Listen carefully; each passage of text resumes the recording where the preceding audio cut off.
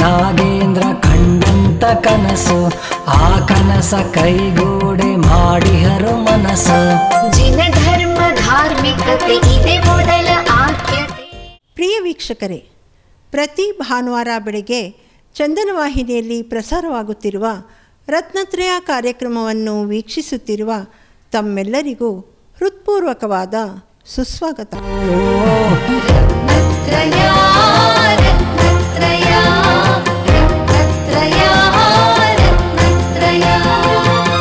ಇದೇ 21 ಡಿಸೆಂಬರ್ 2025 ವಿಶ್ವಶಾಂತಿ ಯುವ ಸೇವಾ ಸಮಿತಿ ಆಯೋಜಿಸಿದ್ದ ಶ್ರೀ ಜಿನಸಹಸ್ರಾಷ್ಟ ನಾಮಾರ್ಚನೆಯ ಒಂದು ಪೂರ್ವಭಾವಿ ಸಭೆಯು ಕರ್ನಾಟಕ ಜೈನ ಭವನದಲ್ಲಿ ಪರಮ ಪೂಜ್ಯ ಆಚಾರ್ಯ ಶ್ರೀ 108 ಪುಣ್ಯಸಾಗರ ಮಹಾರಾಜರು ಮತ್ತು ಪರಮ ಪೂಜ್ಯ ಮುನಿಶ್ರೀ 108 ಪುರಾಣಸಾಗರ ಮಹಾರಾಜರ ಪಾವನ ಸಾನ್ನಿಧ್ಯ ಮತ್ತು ಸ್ವಸ್ತಿ ಶ್ರೀ ಶ್ರೀಮದಭಿನವ ಚಾರುಕೀರ್ತಿ ಭಟ್ಟಾರಕ ಮಹಾಸ್ವಾಮೀಜಿಯವರ ಪಾವನ ಉಪಸ್ಥಿತಿಯಲ್ಲಿ ಕರ್ನಾಟಕ ಜೈನ ಭವನದಲ್ಲಿ ಜರುಗಿತು. ಜಿನಸಹಸ್ರಾಷ್ಟ ನಾಮಾರ್ಚನೆ ಮತ್ತು ಸಮವಸರಣದ ವೈಭವವನ್ನು ವರ್ಣಿಸುವ ಈ ಸುಂದರ ಕಾರ್ಯಕ್ರಮವನ್ನಿಂದು ವೀಕ್ಷಿಸೋಣ.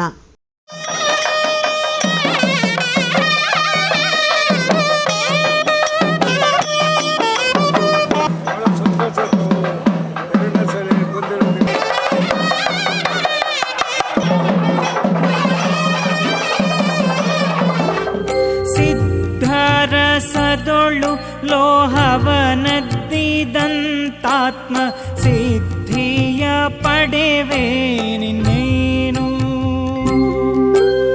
ವ್ಯವಹಾರ ನಿಶ್ಚಯವರಿದು ತಮ್ಮಾತ್ಮ ತತ್ವವನೆಮ್ಮಿ ನಿಜವ ಸಾಧಿಸುವ. ವ್ಯವಹಾರ ನಿಶ್ಚಯವರಿದು ತಮ್ಮಾತ್ಮ ತತ್ವವನೆಮ್ಮಿ ನಿಜವ ಸಾಧಿಸುವ. ನವಕೋಟಿ ಮುನಿಗಳು ಮೂವರಿಲ್ಲೆನಲುಂಟವರಡಿಗಳಿಗೆ ರಘುವೆನು. ನವಕೋಟಿ ಮುನಿಗಳು ಮೂವರಿಲ್ಲೆನಲುಂಟವರಡಿಗಳಿಗೆ ರಘುವೆನು. माता की बोले अहिंसा में जैन धर्म की बोले 3 कम 9 करोड़ मुनिराजों की आचार्य श्री विनिश्चय सागर जी महाराज की आचार्य श्री पुण्य सागर जी महाराज की आचार्य श्री मुनि श्री पुराण सागर जी महाराज की जन सिद्धा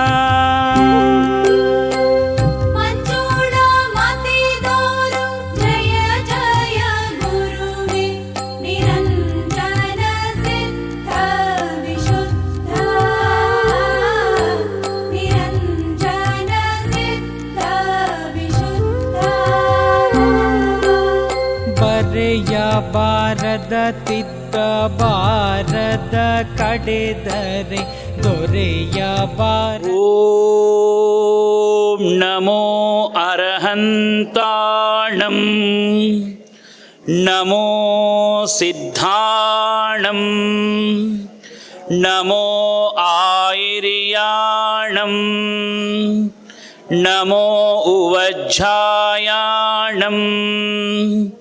ನಮೋ ಲೋಯೇ ಸೌವಸಾಹೂಣಂ.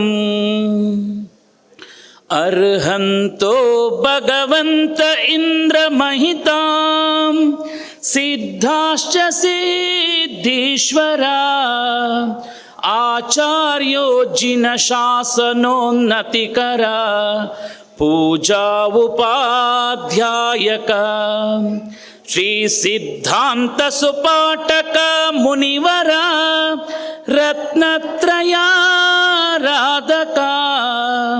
ಪಂಚೇತೆ ಪರಮೇಷ್ಟಿನಂ ಪ್ರತಿದಿನಂ ಕುರುವಂತು ತೇ ಮಂಗಲಂ ಕುರುವಂತು ನೋ ಮಂಗಲಂ ಕುರುವಂತು ಸನ್ಮಂಗಲಂ. ಪರಮಪೂಜ್ಯ ಆಚಾರ್ಯರನ್ನು ಹಾಗೂ ಸ್ವಾಮೀಜಿಯವರನ್ನು ಹಾಗೂ ಎಲ್ಲ ಗಣ್ಯಮಾನ್ಯರನ್ನು ಹಾಗೂ ಎಲ್ಲ ಅತಿಥಿಗಳನ್ನು ಸ್ವಾಗತಿಸಲಿದ್ದಾರೆ ವಿಶ್ವಶಾಂತಿ ಯುವ ಸೇವಾ ಸಮಿತಿಯ ಸಹಕಾರ್ಯದರ್ಶಿಗಳಾಗಿರ್ತಕ್ಕಂಥ ಶ್ರೀ ಚರಣ್ ಜೈನ್ರವರು. ವಾತ್ಸಲ್ಯಮೂರ್ತಿ ಅಭಿಷ್ಟ ಜ್ಞಾನಭಾಸ್ಕರ ಪರಮಪೂಜ್ಯ ಆಚಾರ್ಯ ಶ್ರೀ ಪುಣ್ಯಸಾಗರ್ ಮುನಿರಾಜರ ಚರಣಕಮಲಗಳಿಗೆ ವಂದಿಸುತ್ತಾ, ಪರಮಪೂಜ್ಯ 108 ಪುರಾಣ ಸಾಗರಜಿ ಮಹಾರಾಜರ ಚರಣಕಮಲಗಳಲ್ಲಿ ವಂದಿಸುತ್ತಾ, ಹಾಗೆ ಪ್ರಜ್ಞಾ ಸಾಗರ್ಜಿ ಆನಂದ್ ಸಾಗರ್ಜಿರವರ ಚರಣಕಮಲಗಳಿಗೆ ವಂದಿಸುತ್ತಾ, ಚಾರುಕೀರ್ತಿ ಪಂಡಿತಾಚಾರ್ಯ ವರ್ಯ ಭಟ್ಟಾರಕ ಮಹಾಸ್ವಾಮೀಜಿಗಳಿಗೆ ಇಚ್ಛಾಮಿಗಳನ್ನು ಸಲ್ಲಿಸುತ್ತಾ, ಶ್ರೀ ಎಸ್ ಜಿತೇಂದ್ರ ಕುಮಾರ್ ಅಧ್ಯಕ್ಷರು ಕರ್ನಾಟಕ ಜೈನ್ ಅಸೋಸಿಯೇಷನ್ ಅವ್ರಿಗೆ ವಿಶ್ವಶಾಂತಿ ಯುವ ಸೇವಾ ಸಮಿತಿ ಪರವಾಗಿ ತುಂಬು ಹೃದಯದ ಸ್ವಾಗತವನ್ನು ಕೋರ್ತಾ ಇದ್ದೇನೆ. ಪಲ್ಲಕ್ಕಿಯ ಮೂಲಕ ಜಿನವಾಣಿಯ ಆಗಮನ ಆಗ್ತಾ ಇದೆ. ಜೈ ಬೋಲೋ ಜಿನವಾಣಿ ಮಾತಾ ಕೀ, ಜೈ ಬೋಲೋ ಪರಮ ಪೂಜ್ಯ ಆಚಾರ್ಯ ಶ್ರೀ 108 ಪುಣ್ಯಸಾಗರ್ ಜಿ ಮಹಾರಾಜ್ ಕೀ, ಜೈ ಬೋಲೋ ಮುನಿ ಶ್ರೀ 108 ಪುರಾಣ ಸಾಗರ್ ಜಿ ಮಹಾರಾಜ್ ಕೀ.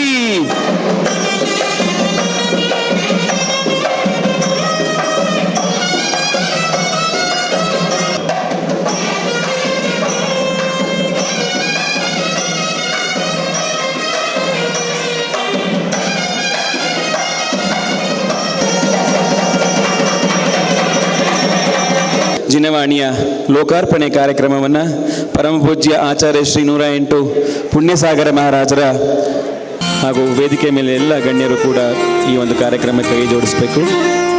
ನಿಮ್ಮೆಲ್ಲರ ಸಹಕಾರದಿಂದ ಇಂದು ಕರ್ನಾಟಕ ಜೈನ್ ಭವನದ ವೀರೇಂದ್ರ ಹೆಗ್ಗಡೆ ಸಭಾಭವನದಲ್ಲಿ ಪುಣ್ಯಾಮೃತ ಜಿನವಾಣಿಯ ಲೋಕಾರ್ಪಣಾ ಕಾರ್ಯಕ್ರಮ ಆಗ್ತಾ ಇದೆ.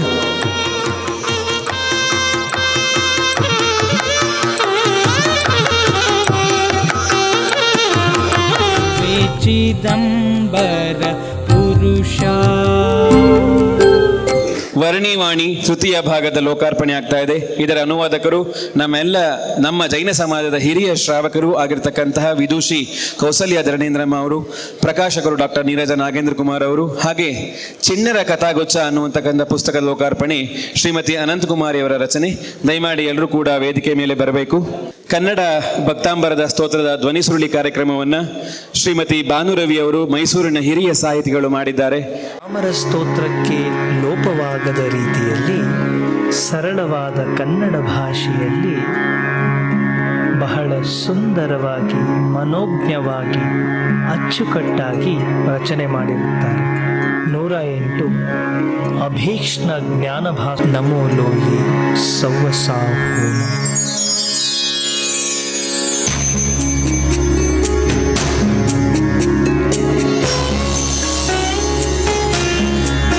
ಸುರರು ನಿಮ್ಮಯ ಚರಣಕ್ಕೆ ಎರಗಲು ಮುಕುಟ ಕಾಂತಿಯು ದ್ವಿಗುಣಿತ ಸಂಸಾರ ಚಕ್ರದಿ ಮುಳುಗಿಹ ಜೀವಿಗೆ ಚೇತನವೀಯುವ ತೀರ್ಥೇಶ ವೃಷಭ ಜಿನೇಶ್ವರ ಆದಿ ಜಿನೇಶ್ವರ ನಿಮ್ಮನ್ನು ಸ್ತುತಿಸುವೆ ಹನವರ.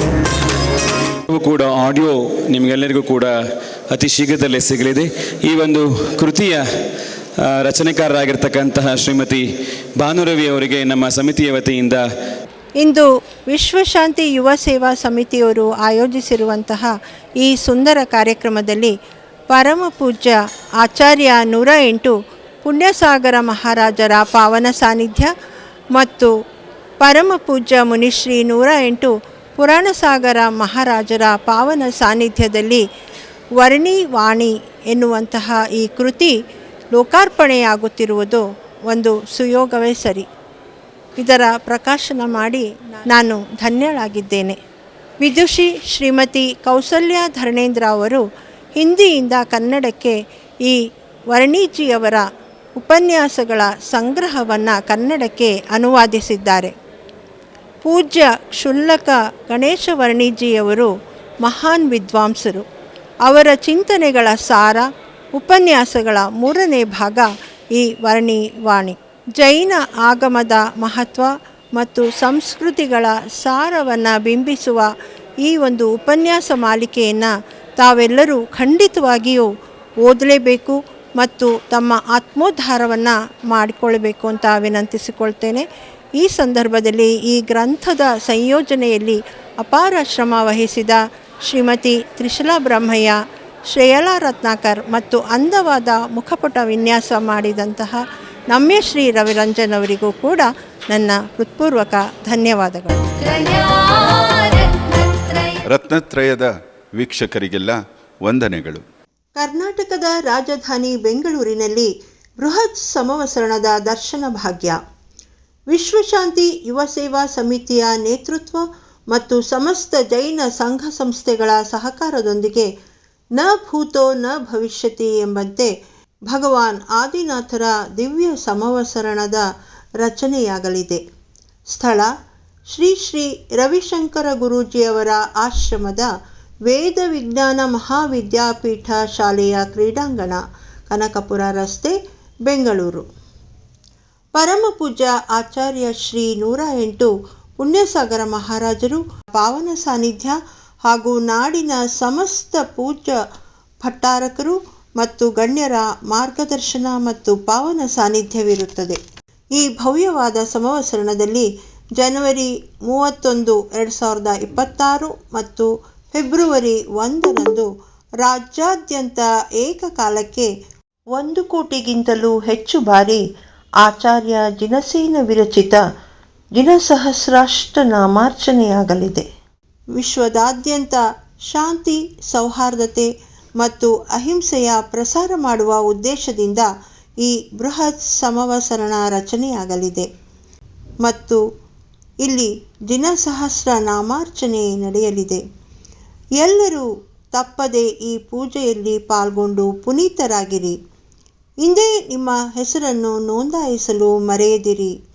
ಹೆಚ್ಚಿನ ವಿವರಗಳಿಗೆ ಈ ಕೆಳಗಿನ ದೂರವಾಣಿ ಸಂಖ್ಯೆಗಳನ್ನು, ಮೊಬೈಲ್ ಸಂಖ್ಯೆಗಳನ್ನು ಸಂಪರ್ಕಿಸಿರಿ.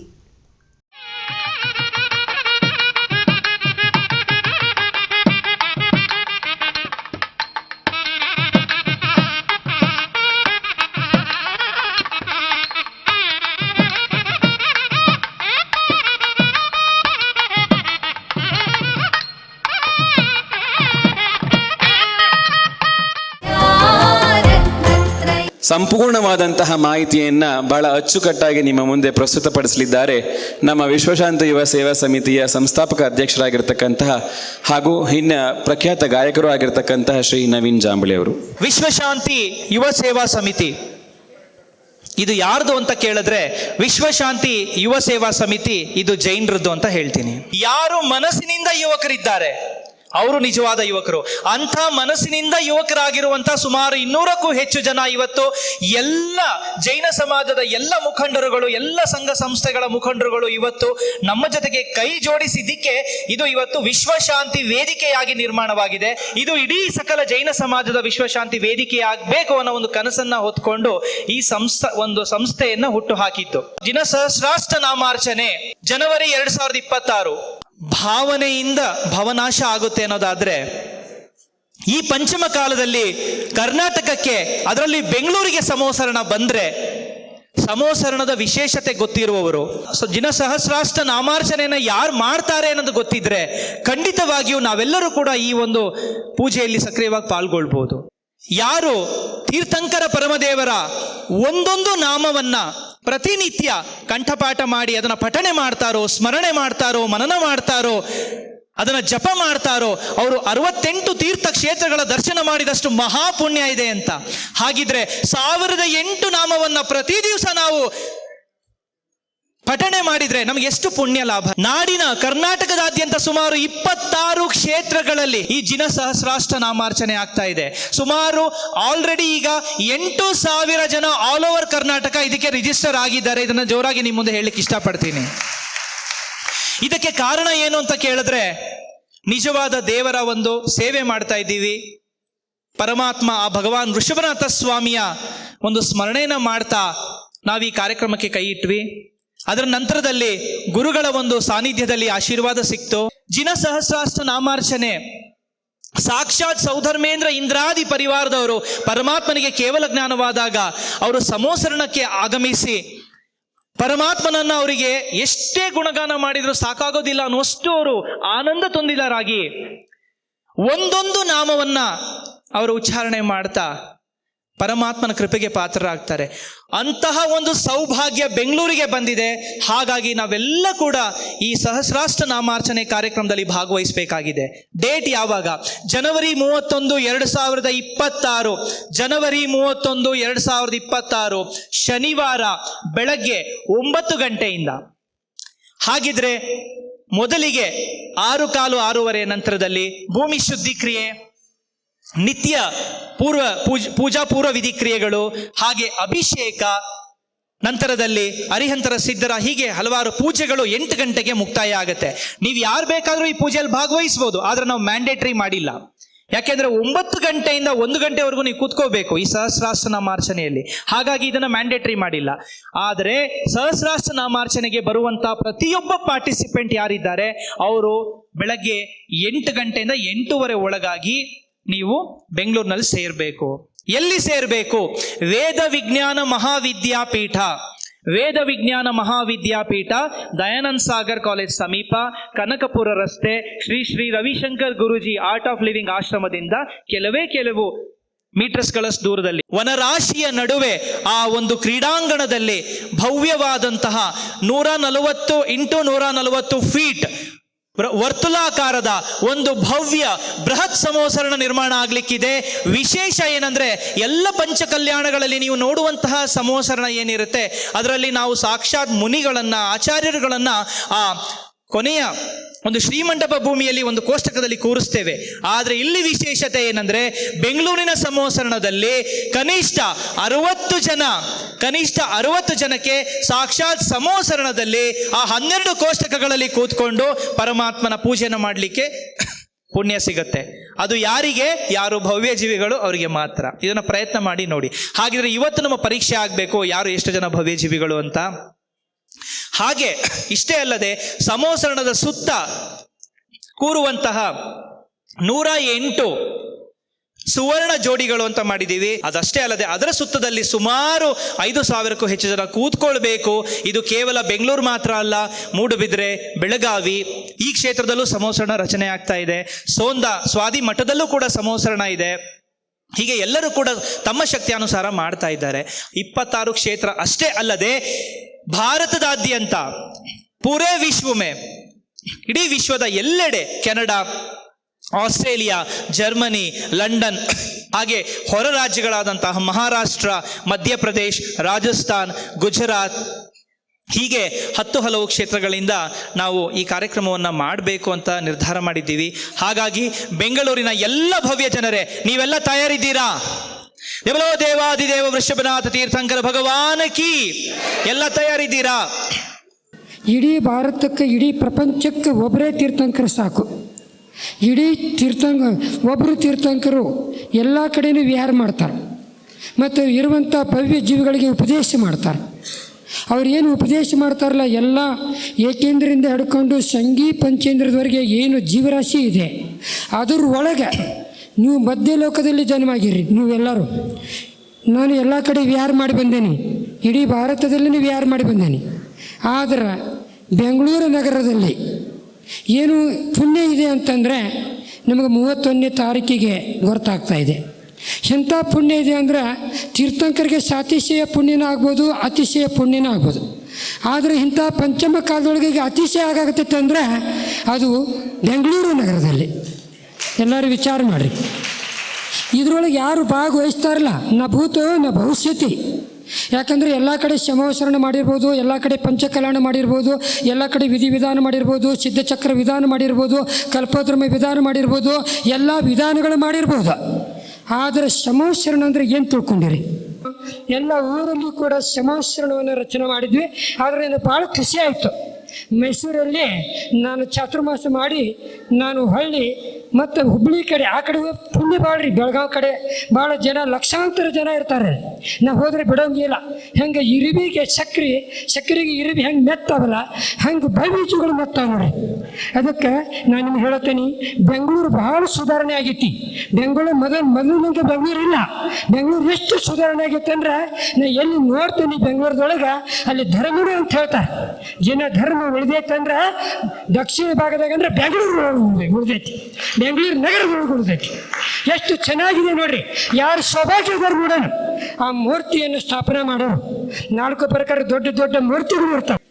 ನನ್ನೊಂದು ಏನು ವಿಚಾರ ಇಲ್ಲ, ನೀವು ಸಮಾಶ್ರಮದೊಳಗೆ ಬರಬೇಕು. ಎಲ್ಲರೂ 5,000 ಜನ ಕೂಡಬೇಕು ಅಂದ್ರೆ ಧರ್ಮ ಉಳಿತೈತೆ, ಇಲ್ಲ ಅಂದ್ರೆ ಧರ್ಮ ಉಳಂಗಿಲ್ಲ. ರಾಗ ದೇಶ ಬಿಡಿ, ಎಲ್ಲ ಬಿಟ್ಟು ಒಳಗೆ ಬಂದು ಸಮಾಶ್ರಮದ ಕುಂಬ್ರಿ. ನನ್ನ ಪುಣ್ಯತೆ ನಾನು ಇರ್ತೇನೆ, ಎಲ್ಲಿ ಇರ್ತೇನೆ ಅಲ್ಲೇ ಕುಂತ್ಕೊಂಡು ನಾನು ಸಮಾಶ್ರಮದ ಧ್ವನಿ ಮಾಡ್ತೇನೆ. ಅದನ್ನು ಬಿಡ್ರಿ, ನೀವೆಲ್ಲರೂ ಕೊಡ್ಕೊಂಡು ಸಮಾಶ್ರಮದೊಳಗೆ ಬರ್ಬೇಕಾ. ಸಮಾಚರಣ ಅಂತಂದ್ರೆ ಏನು ತಿಳ್ಕೊಂಡ್ರಿ? ಸಮಾಚರಣದೊಳಗೆ ಸ್ವರ್ಗದ ಚರ್ಚೆ ಮಾಡ್ತಾರೆ, 14 ಸ್ವರ್ಗದ ಚರ್ಚೆ ಮಾಡ್ತಾರೆ, ನವಗ್ರಹದ ಚರ್ಚೆ ಮಾಡ್ತಾರೆ, ಪಂಚಮಿತದ ಚರ್ಚೆ ಮಾಡ್ತಾರೆ, ಲೋಕಾಂತದ ಚರ್ಚೆ ಮಾಡ್ತಾರೆ, ಸರ್ವಾರ್ಸಿದ್ಧೊಳಗೆ ಚರ್ಚೆ ಮಾಡ್ತಾರೆ. ಇನ್ನೆಲ್ಲಿ ಚರ್ಚೆ ಮಾಡ್ತಾರೆ? ನರಕದಾಗ. ನೀವೆಲ್ಲರೂ ಸಮಾಚರಣದಲ್ಲಿ ಬಹಳ ಚೆನ್ನಾಗಿ ಅದರೊಳಗೆ ಭಾಗವಹಿಸ್ಬೇಕಂತೇಳಿ ನಾನು ಆಶೀರ್ವಾದ ಮಾಡ್ತೀನಿ. ನಡುವೆ ಮತ್ತೆ ಪ್ರವಚನ ಮಾಡ್ತೀನಿ. ಸ್ವಾಮೀಜಿಯವರು ಕೂಡ ಪ್ರವಚನ ಮಾಡ್ತಾರೆ, ತ್ಯಾಗಿಗಳು ಕೂಡ ಎಲ್ಲ. ನೋಡ್ರಿ, ಇವತ್ತು ಪಂಚಮ ಕಾಲದೊಳಗೆ ಧರ್ಮ ಉಳಿಬೇಕಾದ್ರೆ ದಕ್ಷಿಣದಾಗ ಉಳಿತೈತಿ, ಎಲ್ಲಿ ಧರ್ಮ ಉಳಂಗಿಲ್ಲ. ಕರ್ನಾಟಕದಲ್ಲಿ ಅಸಲಿ ಧರ್ಮ ಇದೆ. ಜನ ಧರ್ಮ ಭಕ್ತರು ನೀವು ಎಲ್ಲ ದಾನ ಧರ್ಮ ಮಾಡಬೇಕ. ಎಲ್ಲ ಮುನಿಗಳು ಇಲ್ಲಿಂದ ಹೊಟ್ಟಾರ. ಕುಂದ ಆಚಾರ, ಸಮಂತಭದ್ರ ಆಚಾರ, ಉಮಾಸ್ವಾಮಿ ಆಚಾರ ಎಲ್ಲರೂ ದಕ್ಷಿಣ ಭಾಗದೊಳಗೆ ಜನ್ಮ ಆಗ್ಯಾರ. ಆಚಾರ್ಯ ಜಿನಸೇನಾಚಾರ್ಯರ ವಿರಚಿತ ಈ ಒಂದು ಜಿನ ಸಹಸ್ರಾಷ್ಟ ನಾಮವನ್ನು ವಿಶ್ವ ದಾಖಲೆ ಮಾಡಬೇಕು ಅಂಥೇಳಿ ಹೊರಟಿರ್ತಕ್ಕಂಥದ್ದು ನಮ್ಮೆಲ್ಲರಿಗೂ ಕೂಡ ಸಂತೋಷದ ವಿಷಯ. ಈ ಭಾರತ ದೇಶದ ಕೊನೆಯ ಮುಕುಟಬದ್ಧ ರಾಜ, ಮೌರ್ಯ ಸಾಮ್ರಾಜ್ಯದ ಸ್ಥಾಪಕರಾದಂತಹ ಚಂದ್ರಗುಪ್ತ ಮೌರ್ಯರಿಗೆ ಒಂದು ಕನಸು ಬಿದ್ದಿತ್ತು. 16 ಸ್ವಪ್ನಗಳು ಬಿದ್ದಿತ್ತು. ಅದರಲ್ಲಿ ಹಲವಾರು ದುಸ್ವಪ್ನಗಳಿದ್ವು, ಅದರಲ್ಲಿ ಹಲವಾರು ಒಳ್ಳೆಯ ಸ್ವಪ್ನಗಳು ಕೂಡ ಇದ್ವು. ಅದರಲ್ಲಿ ಒಂದು ಸ್ವಪ್ನ ಏನು ಅಂತ ಅಂದರೆ, ಒಂದು ದೊಡ್ಡ ಬೃಹತ್ ರಥವನ್ನು 2 ಸಣ್ಣ ಎತ್ತಿನ ಸಣ್ಣ ಕರು ಅದನ್ನು ಎಳೆದುಕೊಂಡು ಹೋಗ್ತಾ ಇರತಕ್ಕಂಥದ್ದು. ಏನು ಇದರ ಅರ್ಥ? ಅದನ್ನು ಅಂತಿಮ ಶ್ರುತಿಕೇವಲಿ ಭದ್ರಬಾಹು ಸ್ವಾಮಿಗಳು ಅದರ ಒಂದು ವಿಶ್ಲೇಷಣೆಯನ್ನು, ವಿವರಣೆಯನ್ನು ಕೊಡ್ತಾರೆ. ಮುಂದಿನ ಪಂಚಮ ಕಾಲದಲ್ಲಿ, ಮುಂಬರುವಂತಹ ಪಂಚಮ ಕಾಲದಲ್ಲಿ ಈ ಧರ್ಮ ಎಂಬುವಂತಹ ಈ ಮಹಾರಥವನ್ನು ಯುವ ಪೀಳಿಗೆ ಇದನ್ನು ಮುಂದೆಳೆದುಕೊಂಡು ಹೋಗ್ತದೆ. ಇದರ ಧರ್ಮದ ನೇತೃತ್ವವನ್ನು ಯುವಕರು ವಹಿಸ್ತಾರೆ ಅಂಥೇಳಿ ಆ ಒಂದು ಕನಸಿನ ಅರ್ಥವಾಗಿರ್ತದೆ. ಅಂದು ಅಂತಹ ಒಂದು ಮಹಾನ್ ಸಾಮ್ರಾಟ್ ಚಂದ್ರಗುಪ್ತ ಮೌರ್ಯ ಕನಸನ್ನು ಕಂಡಿದ್ದರು. ಅದು ಈ ದಿನ ನನಸಾಗಿರ್ತಕ್ಕಂಥದ್ದನ್ನು ನಾವೆಲ್ಲರೂ ಕೂಡ ನೋಡ್ಬೋದಾಗಿದೆ. ಬೆಂಗಳೂರಿನ ಯುವಕರು ಏನು ಈ ಕಾರ್ಯಕ್ರಮವನ್ನು ಮಾಡಲಿಕ್ಕೆ ಹೊರಟಿದ್ದಾರೆ, ಇಡೀ ಕರ್ನಾಟಕದಲ್ಲೇ, ಇಡೀ ದೇಶದಲ್ಲೇ ಯುವಕರೆಲ್ಲರೂ ಕೂಡ ಧಾರ್ಮಿಕ ಕಾರ್ಯಕ್ರಮಗಳಿಗೆ ಬರುವಂಥದ್ದು ಕಡಿಮೆ ಅಲ್ವಾ? ಹಾಗೆ ನಾವೆಲ್ಲರೂ ಕೂಡ ನಮ್ಮ ಮುಂದಿನ ಯುವ ಪೀಳಿಗೆ ಎಷ್ಟೊಂದು ಮುಂದುವರಿತಾ ಇದೆ, ಈ ಧರ್ಮದ ರಕ್ಷಣೆ, ಧರ್ಮದ ಪ್ರಭಾವನೆ ಮಾಡಲಿಕ್ಕೆ ಎಷ್ಟು ಕಾತುರರಾಗಿದ್ದಾರೆ, ಅವರೆಲ್ಲರೂ ಕೂಡ ಎಷ್ಟು ದೃಢವಾಗಿದ್ದಾರೆ ಅಂಥೇಳಿ ನಾವೆಲ್ಲರೂ ಕೂಡ ಯೋಚಿಸಿ ಸಂತೋಷವನ್ನು ಪಡಿಬೇಕು. ಹಾಗೆ ಶಾಸ್ತ್ರಗಳ ಪ್ರಕಾರ ಪಂಚಮ ಕಾಲದ ಕೊನೆಯವರೆಗೂ ಕೂಡ ಧರ್ಮ, ಜಿನಧರ್ಮ ಅಂತಕ್ಕಂಥದ್ದು ಇರ್ತದೆ. ಹಾಗೆ ದಿಗಂಬರ ಮುನಿಗಳು ಇರ್ತಾರೆ ಅಂಥೇಳಿ ಹೇಳಲಾಗ್ತದೆ. ಒಂದು ಯುವ ತಂಡದವರಿಗೆ ಈ ಸಂದರ್ಭದಲ್ಲಿ ಭಗವಂತರ ಕೃಪೆ, ಆಶೀರ್ವಾದ, ಅನುಗ್ರಹ, ಹಾಗೆ ಎಲ್ಲ ಜಿನಶಾಸನ ದೇವತೆಗಳ ಒಂದು ಅನುಗ್ರಹ ಅವರ ಮೇಲೆ ಸದಾ ಇರಲಿ. ಹಾಗೆ ಯಾವುದೇ ಒಂದು ಕಾರ್ಯ ಮಾಡ್ತಕ್ಕಂತಹ, ಶ್ರೇಷ್ಠ ಕಾರ್ಯ ಮಾಡ್ತಕ್ಕಂಥ ಸಂದರ್ಭದಲ್ಲಿ ದೇವಾನುದೇವತೆಗಳು, ಎಲ್ಲ ಯಕ್ಷಿಯರು, ಹಾಗೆ ಎಲ್ಲ ದಿಕ್ಪಾಲಕರು ಎಲ್ಲರಿಗೂ ಕೂಡ ಗೌರವಗಳು, ಸತ್ಕಾರಗಳು ಆಗ್ತದೆ. ಯಾಕೆ ಅಂತಂದರೆ ಆ ಜಿನೇಂದ್ರ ಭಗವಂತರ ಒಂದು ಶ್ರೇಷ್ಠ ಕಾರ್ಯಕ್ರಮ, ಪಂಚಕಲ್ಯಾಣ ಮಹಾಪೂಜೆ ನಿರ್ವಿಘ್ನವಾಗಿ ಆಗಲಿ ಅಂಥೇಳಿ ನಾವು ಅವರೆಲ್ಲರೂ ಕೂಡ ಬಹಳ ಗೌರವದಿಂದ, ವಿನಯದಿಂದ ಕೇಳ್ಕೊಳ್ತೀವಿ. ಅದೇ ರೀತಿಯಾಗಿ ನಾವು ಈ ಸಂದರ್ಭದಲ್ಲಿ ಎಲ್ಲ ಜಿನಶಾಸನ ದೇವತೆಯಲ್ಲಿ, ಅದರಲ್ಲೂ ವಿಶೇಷವಾಗಿ ಆದಿನಾಥ ತೀರ್ಥಂಕರರ ಯಕ್ಷಿಯಾದಂತಹ ಚಕ್ರೇಶ್ವರಿ ಅಮ್ಮನವರಲ್ಲೂ ಕೂಡ ಪ್ರಾರ್ಥನೆ ಮಾಡ್ತೀವಿ. ಈ ಏನು ಈ ಯುವ ತಂಡ ಈ ಒಂದು ಭಗವಂತರ ಒಂದು ನಾಮಸ್ಮರಣೆ ಕಾರ್ಯಕ್ರಮವನ್ನು ವಿಶ್ವ ದಾಖಲೆ ಮಾಡಲಿಕ್ಕೆ ಹೊರಟಿದ್ದಾರೆ. ಆ ಎಲ್ಲ ದೇವಾನುದೇವತೆಗಳು ಆ ಕಾರ್ಯಕ್ರಮವನ್ನು ಯಶಸ್ವಿಗೊಳಿಸ್ಕೊಡ್ಲಿ. ಹಾಗೆ ಈ ದಿನ ಇನ್ನೊಂದು ವಿಶೇಷ ಕಾರ್ಯಕ್ರಮ, ಪುಣ್ಯಾಮೃತ ಒಂದು ಜಿನವಾಣಿಯ ಒಂದು ವಿಮೋಚನೆ ಆಗಿರ್ತಕ್ಕಂಥದ್ದು. ಪುಣ್ಯಸಾಗರ ಮಹಾರಾಜರ ಒಂದು ವಿಶೇಷ ಕಲ್ಪನೆಯೊಂದಿಗೆ, ವಿಶೇಷ ಪರಿಶ್ರಮದಿಂದ ಈ ಒಂದು ಶಾಸ್ತ್ರದ ಪ್ರಕಾಶನ ಆಗಿರ್ತಕ್ಕಂಥದ್ದು.